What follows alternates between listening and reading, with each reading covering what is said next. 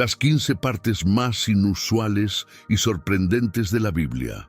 Pocas personas han leído la Biblia en su totalidad, de principio a fin. Si eres una de esas excepciones, seguramente te has encontrado con relatos llenos de belleza, sabiduría y profundas enseñanzas. Sin embargo, también hay pasajes que podrían parecer extraños, violentos o incluso aterradores. Historias que nos dejan reflexionando y a menudo con más preguntas que respuestas. Hoy vamos a adentrarnos en 15 de los pasajes más impactantes y desconcertantes de las Escrituras. Estas historias no suelen ser el tema principal de un sermón o una clase bíblica tradicional, pero forman parte del texto sagrado y contienen lecciones valiosas que vale la pena explorar. Aunque al principio puedan parecer enigmáticas o desafiantes, estas narraciones nos brindan una visión única del contexto histórico, cultural y espiritual en el que fueron escritas. Prepárate, porque algunos de estos relatos te dejarán sin palabras, mientras que otros podrían invitarte a una reflexión profunda sobre cómo Dios obra en medio de circunstancias aparentemente imposibles. Quédate hasta el final, porque lo que estás a punto de descubrir podría cambiar tu perspectiva sobre las Escrituras. Suscríbete al canal y activa las notificaciones para no perderte contenido fascinante. Dale like y comparte este video para explorar juntos estos 15 relatos que te sorprenderán. Comencemos. 1. Las langostas del abismo. En el libro de Apocalipsis, capítulo 9, se describe una escena que parece sacada de una pesadilla. Langostas sobrenaturales emergen desde un abismo oscuro. Estas criaturas, que no se parecen en nada a las langostas que conocemos, son descritas como caballos preparados para la guerra. Llevan lo que parecen ser coronas de oro sobre sus cabezas, sus rostros tienen rasgos humanos y sus dientes son como los de un león. Poseen cabello similar al de una mujer y portan corazas que asemejan hierro. Pero eso no es todo. El sonido de sus alas se compara al estruendo de carros de guerra en pleno combate. Estas langostas no actúan por su propia cuenta. Son liberadas por un ángel que abre un pozo abismal del que emerge un humo denso que oscurece el cielo. Estas criaturas tienen una misión clara: atormentar a quienes no tienen el sello de Dios en la frente. Aunque no tienen permiso para quitar vidas, infligen un dolor tan profundo que las personas desearían no seguir viviendo. Lo más escalofriante es que estas langostas están lideradas por una figura llamada Abadón o Apolión, conocido como el Destructor. Este detalle aumenta el nivel de terror y subraya la idea de un juicio divino meticulosamente organizado. El propósito de esta visión es mostrar la seriedad del juicio de Dios y la protección que Él ofrece a quienes le son fieles. Este relato no solo es inquietante por la apariencia de las criaturas, sino también por el mensaje que transmite, una advertencia sobre las consecuencias espirituales para quienes se alejan de Dios. 2. El lago de fuego. Uno de los pasajes más aterradores y solemnes de las Escrituras se encuentra en Apocalipsis, capítulo 19. Aquí se describe el destino final de la bestia, el falso profeta y todos aquellos que han rechazado a Dios, un lago de fuego y azufre. Este lugar no es un sitio ordinario, sino un escenario de tormento eterno, una representación simbólica de la justicia divina llevada al extremo. Tras la segunda venida de Cristo, la bestia, símbolo del poder corrupto, y el falso profeta, encarnación del engaño, son lanzados a este lago, marcando el fin de su influencia sobre la humanidad. Este pasaje también describe cómo, En el juicio final, quienes hayan vivido en rebeldía y cuyas acciones hayan llevado a otros al pecado, serán también condenados a este lugar de castigo eterno. Más allá de su descripción literal, el lago de fuego representa el triunfo definitivo del bien sobre el mal. Este destino no es arbitrario. Está reservado para quienes han rechazado deliberadamente la misericordia y la redención que Dios ofrece a través de Jesucristo. A pesar de su tono sombrío, este relato también subraya la oportunidad de salvación para quienes eligen buscar una relación genuina con Dios. 3. El Valle de los Huesos Secos. El libro de Ezequiel, en su capítulo 37, nos transporta a una de las visiones más impactantes de la Biblia. El profeta Ezequiel es llevado por el Espíritu de Dios a un valle lleno de huesos secos, dispersos por todas partes. Esta escena simboliza la condición de un pueblo que ha perdido toda esperanza y está espiritualmente muerto. Dios le ordena a Ezequiel que profetice a los huesos, y lo que sigue es absolutamente asombroso. Los huesos comienzan a moverse, se conectan entre sí, y son cubiertos por tendones, carne y piel. Sin embargo, aunque tienen forma humana, todavía carecen de vida. Es solo cuando el Espíritu de Dios entra en ellos que estos cuerpos reviven, convirtiéndose en un gran ejército. Esta visión no solo es una promesa de restauración para Israel, que en ese momento estaba en exilio y espiritualmente quebrantado, sino también una poderosa ilustración de lo que Dios puede hacer en situaciones que parecen completamente perdidas. Este pasaje es un recordatorio de que incluso cuando todo parece muerto y seco, el poder de Dios puede traer vida, esperanza y propósito. Además, esta visión tiene una aplicación personal. Nos invita a reflexionar sobre cómo Dios puede renovar nuestra fe y transformar nuestras vidas, incluso en los momentos más oscuros. En un ejército espiritual completamente listo para cumplir con su propósito, se presenta la cuarta obra, la visión de las bestias del Apocalipsis. En el capítulo 13 de este libro profético, se describe cómo del mar surge una bestia impresionante que posee 10 cuernos y 7 cabezas. Cada cuerno está adornado con una diadema, y en cada una de las cabezas hay un nombre blasfemo. Esta criatura, de apariencia sobrecogedora, se asemeja a un leopardo, pero tiene patas que recuerdan a las de un oso y una boca semejante a la de un león. La combinación de estas características representa fuerza, velocidad y ferocidad, dando lugar a una figura que intimida y despierta temor. En esta misma visión también se observa otra bestia que esta vez emerge de la tierra. Aunque tiene una apariencia más suave y engañosa, con 2 cuernos similares a los de un cordero, su verdadera naturaleza se revela en sus palabras, pues habla como un dragón. Esta dualidad en su apariencia y comportamiento subraya su capacidad para confundir y engañar, haciendo que muchos crean en su aparente inocencia mientras oculta sus intenciones malignas.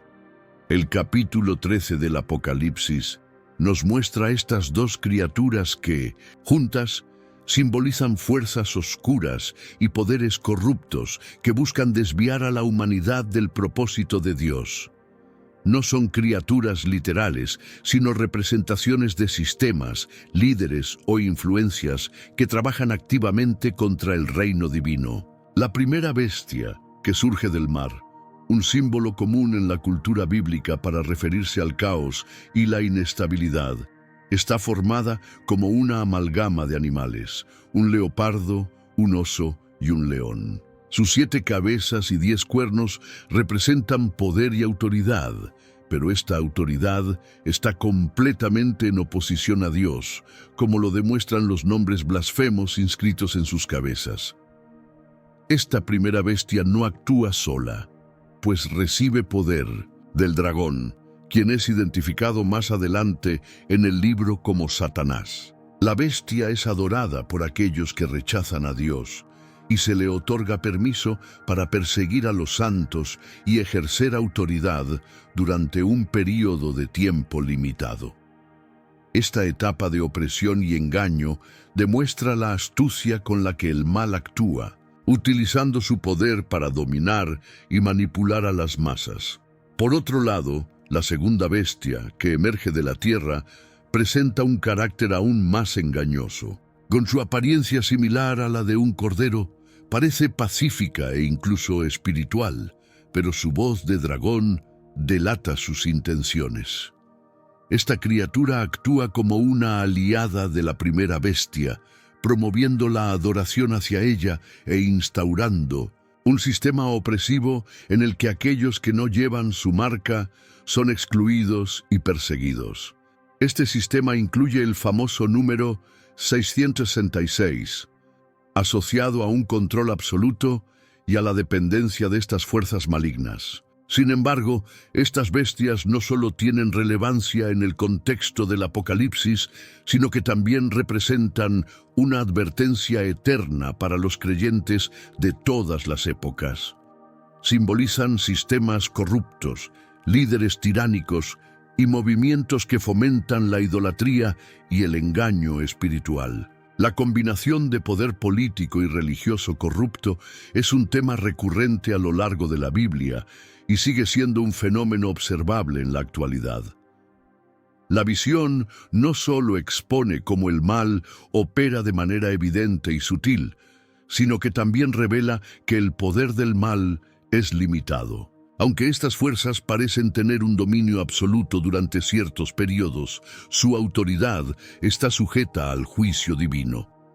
El mensaje principal de esta visión es un llamado a los creyentes para que permanezcan firmes en su fe, sean capaces de discernir la verdad y rechacen cualquier ideología o sistema que contradiga los principios del reino de Dios. Aunque en el presente el mal pueda parecer dominante, la promesa de Dios asegura que su poder será destruido y aquellos que se mantengan fieles recibirán la recompensa eterna que Él tiene reservada para ellos. Este tipo de castigo formaba en parte de la ley mosaica y estaba diseñado para garantizar tanto la justicia como la pureza espiritual entre los miembros del pueblo de Israel.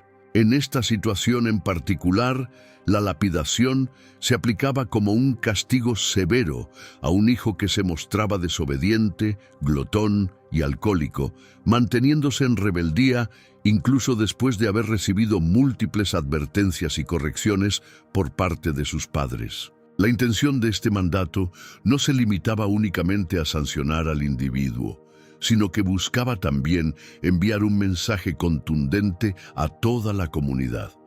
Ciertos comportamientos no serían aceptados bajo ninguna circunstancia. Aunque este pasaje puede parecer extremadamente estricto e incluso cruel desde una perspectiva contemporánea, es crucial entenderlo dentro de su contexto cultural e histórico. En aquella época, la sociedad israelita consideraba a la familia como el pilar esencial para la estabilidad y el bienestar de toda la comunidad. Un hijo que persistía en desafiar a sus padres no solo atentaba contra la estructura familiar, sino que también iba en contra de los mandatos divinos y amenazaba el orden social en una época donde la supervivencia colectiva dependía de la cooperación y el respeto a las normas establecidas. Cabe destacar que la aplicación de este castigo no era inmediata ni arbitraria. Antes de llevar a cabo la ejecución, los padres estaban obligados a presentar su caso ante los ancianos de la ciudad, quienes desempeñaban el papel de jueces encargados de investigar los hechos y decidir si el castigo era realmente necesario. Este proceso servía para prevenir abusos de poder y asegurarse de que la pena se aplicara únicamente cuando era verdaderamente justificable.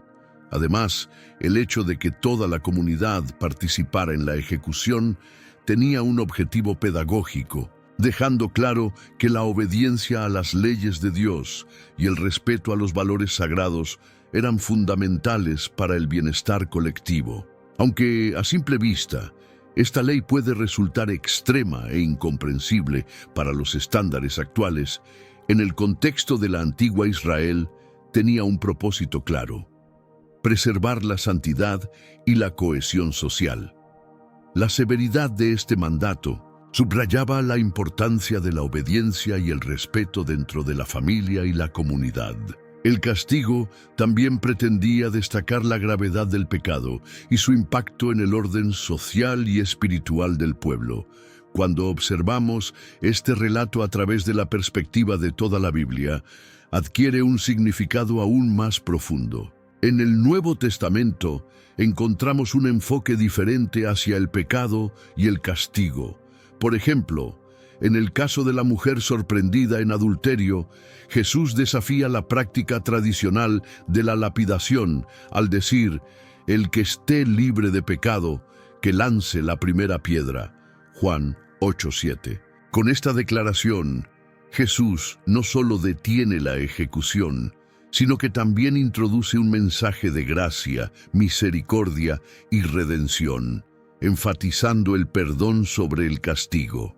Este pasaje del Deuteronomio nos invita a reflexionar sobre cómo nuestras acciones afectan no solo nuestra propia vida, sino también la de quienes nos rodean.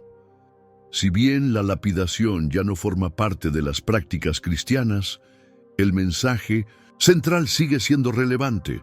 El pecado tiene consecuencias, pero Dios siempre ofrece un camino hacia la reconciliación y el perdón para aquellos que se arrepienten sinceramente. Este relato, aunque impactante y difícil de procesar, nos recuerda la seriedad del pecado y, al mismo tiempo, la necesidad de buscar la guía y la restauración que solo Dios puede ofrecer.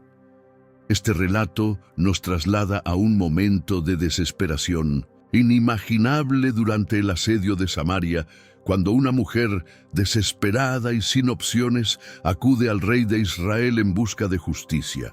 En su angustia, le cuenta al monarca un acuerdo escalofriante que había hecho con otra mujer. Ambas habían decidido sacrificar a sus propios hijos como un medio extremo para sobrevivir a la hambruna. La mujer explica que ella cumplió con su parte del pacto, entregando y sacrificando a su hijo para alimentar a ambas, pero al día siguiente, cuando llegó el turno de la otra mujer, ésta escondió a su hijo, rompiendo el acuerdo. Esta traición, más allá de la tragedia del acto en sí, es lo que la impulsa a buscar la intervención directa del rey, con la esperanza de encontrar justicia en medio de un sufrimiento tan atroz. El impacto de esta historia no radica únicamente en los actos brutales descritos, sino también en lo que representan: la degradación moral y espiritual de un pueblo que, al haberse apartado de Dios, ha caído en una desesperación tan profunda que rompe todos los límites de la humanidad. La escena refleja cómo la desconexión de Dios puede llevar a las personas a actos que parecen impensables, incluso en circunstancias extremas. Cuando el rey escucha esta historia, su reacción es inmediata y emocional. Se rasga las vestiduras en señal de luto y dolor, revelando que debajo de su ropa llevaba puesta una tela de silicio, un material utilizado tradicionalmente como símbolo de luto y penitencia. Esta vestimenta muestra que el rey también estaba afectado profundamente por la situación del pueblo. Sin embargo, su reacción va más allá del lamento. En lugar de volverse a Dios en busca de guía y ayuda, culpa al profeta Eliseo por las circunstancias y toma la decisión de buscar matarlo. Este acto muestra la ceguera espiritual del rey y su incapacidad para liderar al pueblo hacia el arrepentimiento y la restauración de su relación con Dios.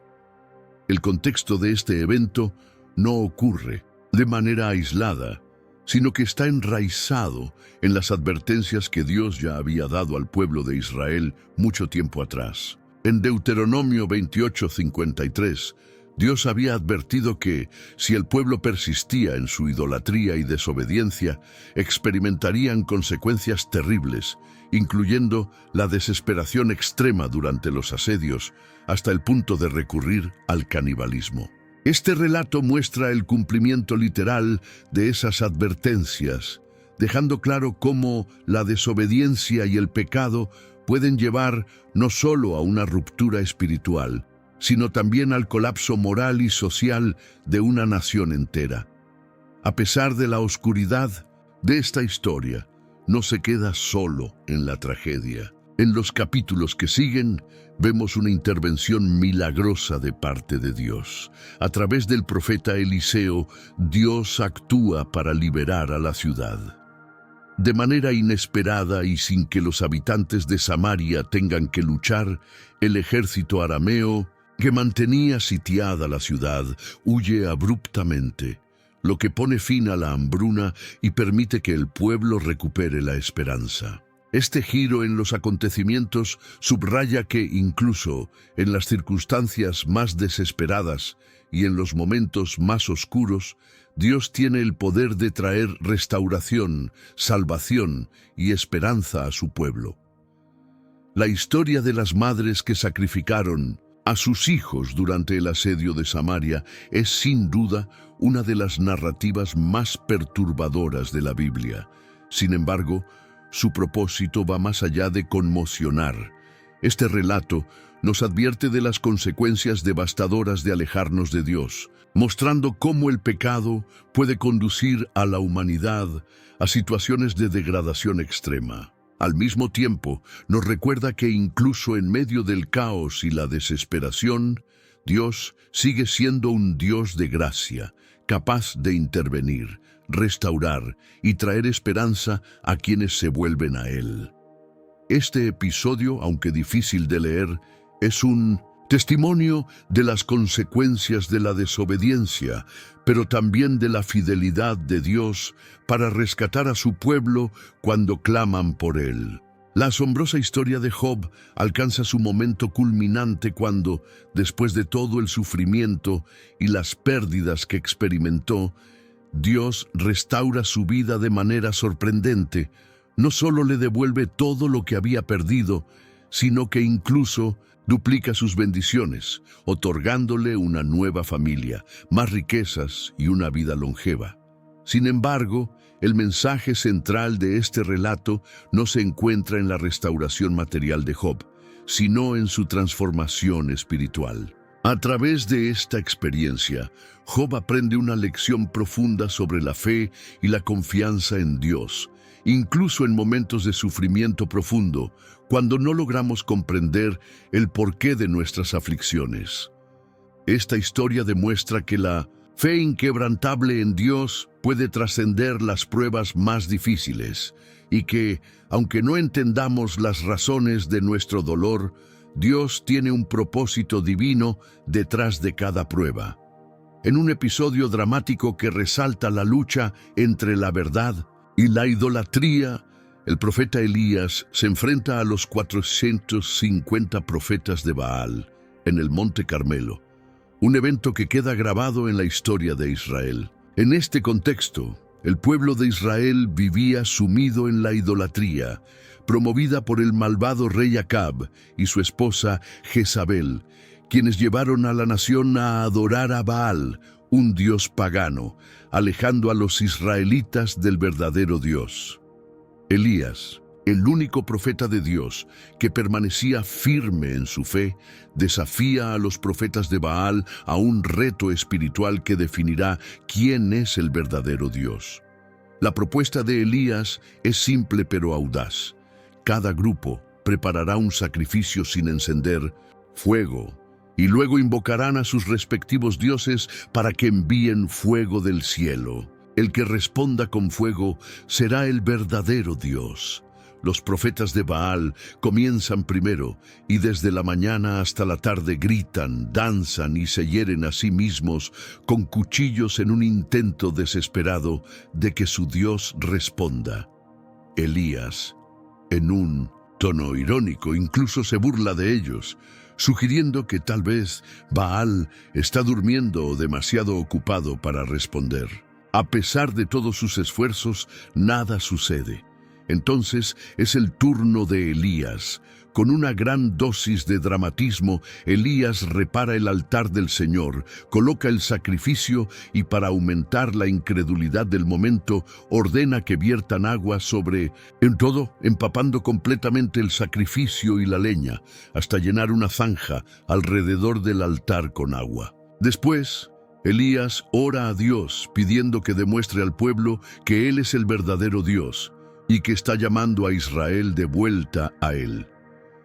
En respuesta, el fuego desciende del cielo, consumiendo no solo el sacrificio, sino también la leña, las piedras, el agua y hasta el polvo alrededor del altar. Al presenciar este milagro, el pueblo cae rostro en tierra y exclama: «El Señor es Dios, el Señor es Dios».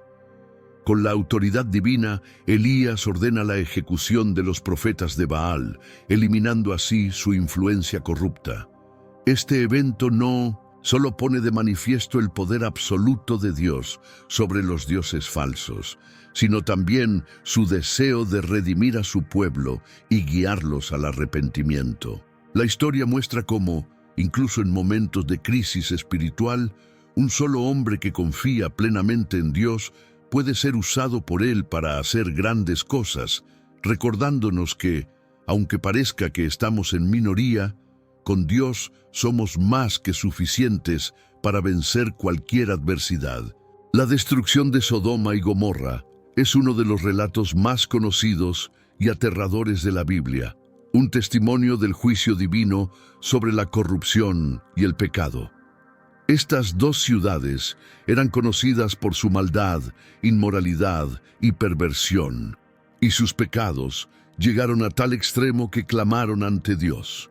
Como respuesta, Él envió a 2 ángeles para investigar la situación y rescatar a Lot, el sobrino de Abraham, quien vivía en Sodoma.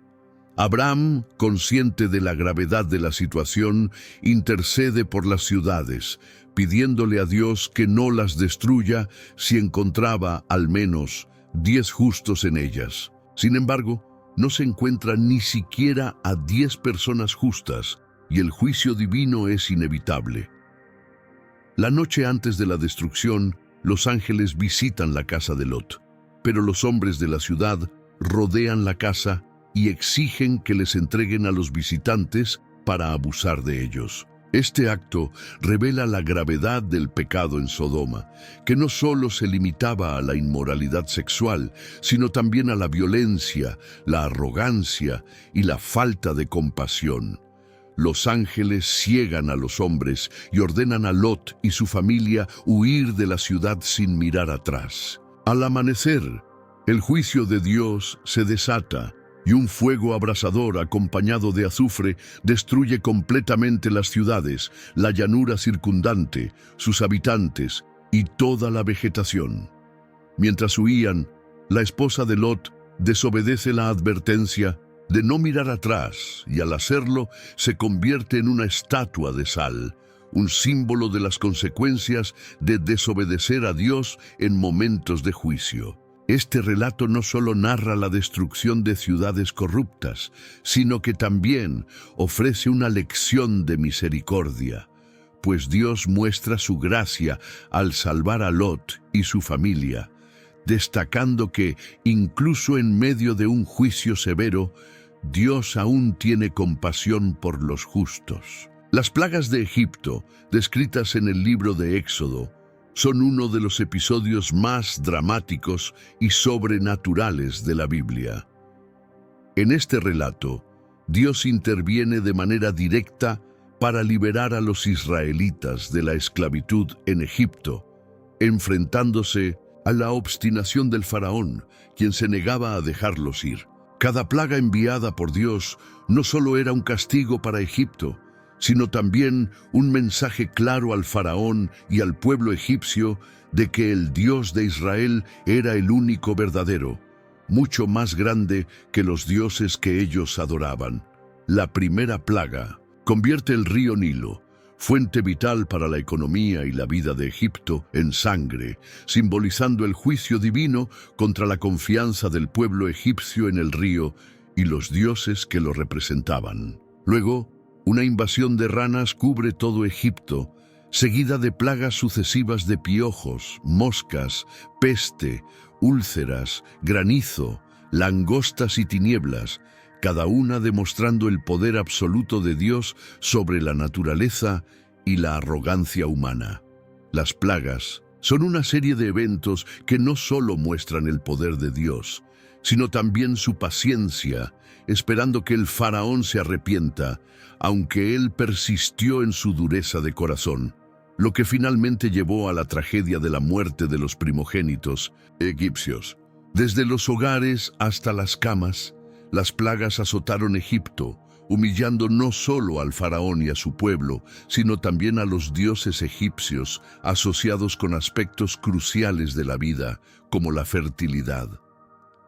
Las siguientes plagas continuaron afectando cada rincón de la vida cotidiana. Los piojos, por ejemplo, atacaron la comodidad y la limpieza, haciendo imposible mantener el nivel de higiene al que estaban acostumbrados. Luego, las moscas invadieron las ciudades, creando un ambiente insoportable para sus habitantes.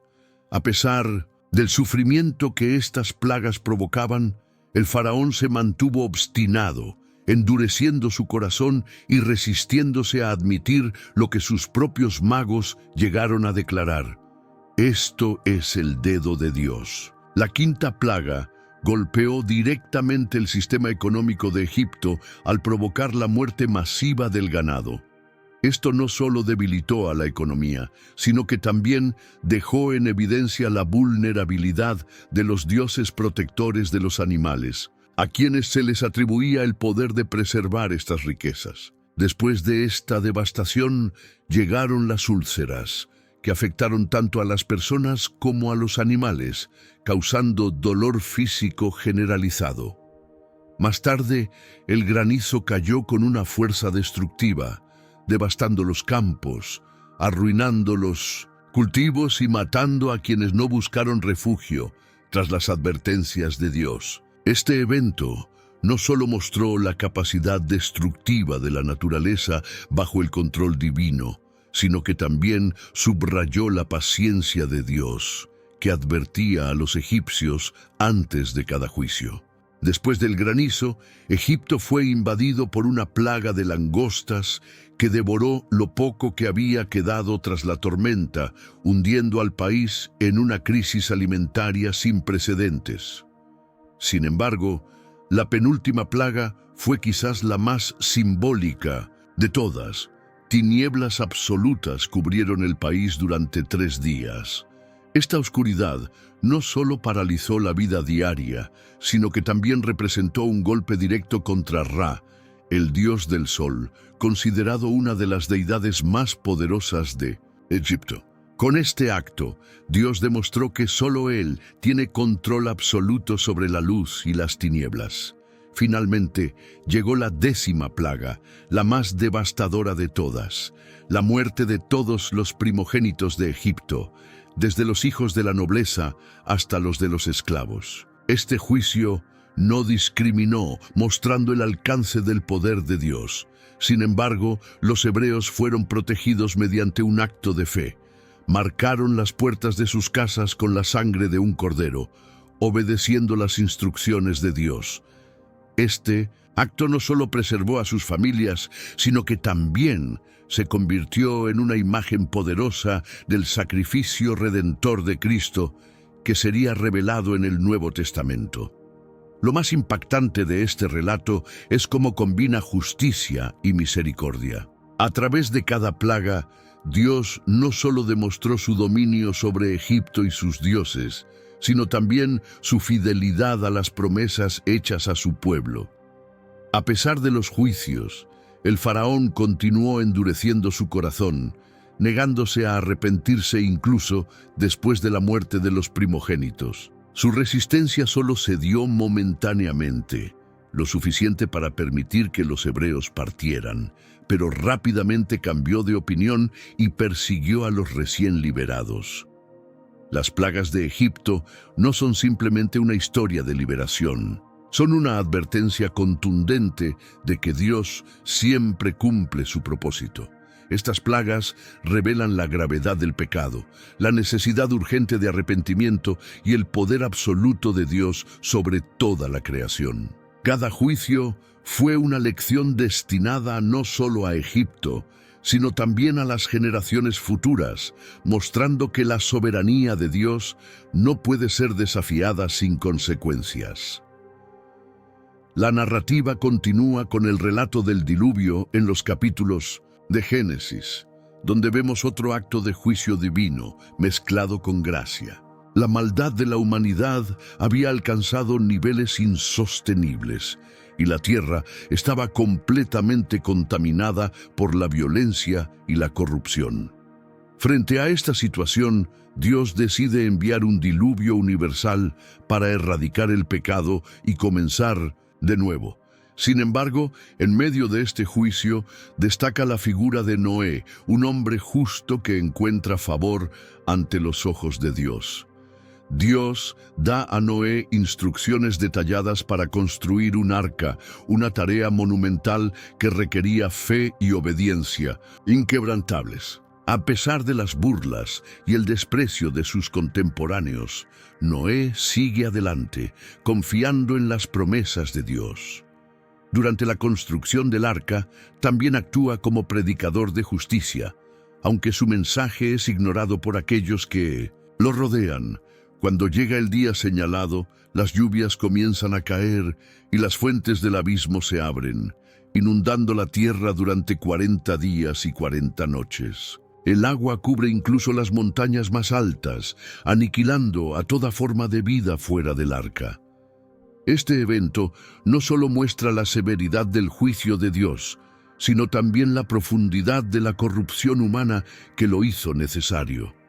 Finalmente, las aguas retroceden y el arca descansa en el monte Ararat. Noé y su familia salen del arca junto con los animales, listos para comenzar una nueva etapa en la historia de la humanidad. Dios establece un pacto con ellos, prometiendo nunca más destruir la tierra con un diluvio. Como señal de este pacto, coloca un arco iris en el cielo, un símbolo eterno de su promesa y su misericordia. El relato del diluvio combina elementos de juicio, obediencia y redención. Por un lado, muestra la seriedad del pecado y la justicia de Dios, quien no puede ignorar la maldad. Por otro lado, resalta su gracia, ofreciendo salvación a quienes caminan en obediencia y fe.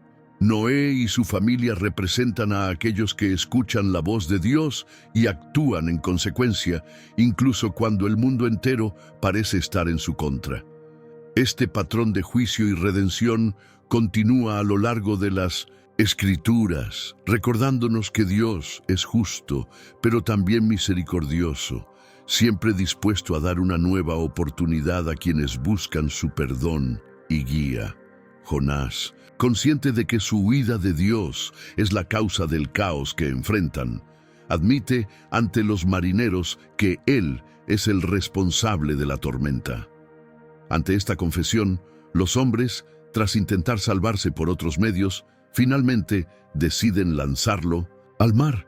Inmediatamente la tormenta se calma y los marineros, impactados por este milagro, reconocen el poder y la soberanía del Dios de Jonás, temiéndole y adorándole. Este momento no solo marca la tranquilidad del mar, sino también un cambio espiritual significativo en los marineros, quienes ven el poder divino de forma directa.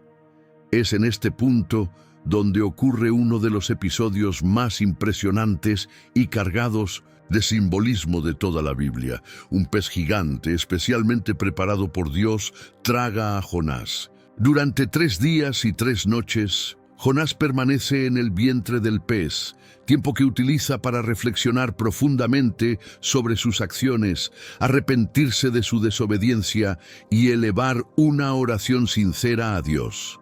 Su clamor, registrado en el capítulo 2, es una súplica nacida de la angustia, donde reconoce tanto la soberanía de Dios como su poder para salvar incluso en las circunstancias más desesperadas. En esta oración Jonás confiesa su necesidad de Dios y reafirma su compromiso de obedecerle, demostrando que incluso en medio del juicio hay lugar para la reconciliación.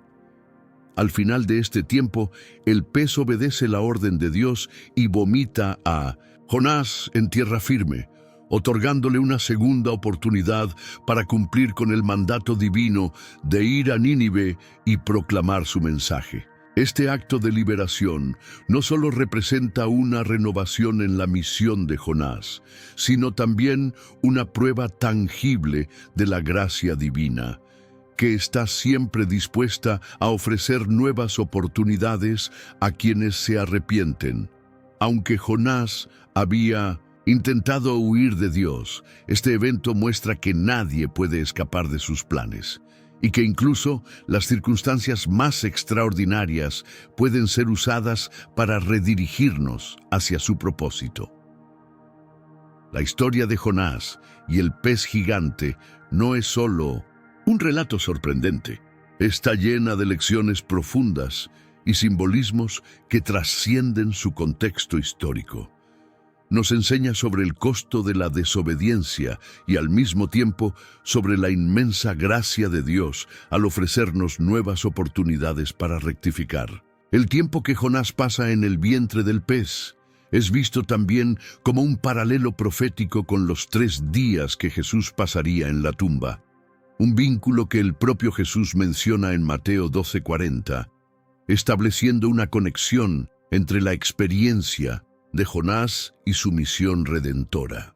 Además, el uso de un pez gigante para salvar y corregir a Jonás subraya el control absoluto de Dios sobre toda la creación. Este detalle nos recuerda que Dios puede utilizar incluso los medios más inusuales para llamar nuestra atención y cumplir su voluntad. Aunque Jonás había fallado inicialmente en su misión, su restauración y reenvío a Nínive muestran que Dios no desecha a sus siervos, sino que trabaja en ellos para que cumplan con el propósito que les ha sido asignado. Ahora nos gustaría saber, ¿cuál de estas historias te impactó más? Te invitamos a compartir tus reflexiones y opiniones en los comentarios. Este espacio está diseñado para que todos podamos conversar, aprender y crecer juntos. Tu participación es valiosa y ayuda a enriquecer esta comunidad. Gracias por acompañarnos hasta el final de este video. Si te ha gustado, no olvides suscribirte al canal y activar las notificaciones para que no te pierdas nuestros próximos contenidos. Además, en pantalla aparecerán ahora 2 videos especialmente seleccionados para ti. Haz clic en ellos y sigue explorando los misterios y maravillas de la Biblia. Que Dios te bendiga. Amén.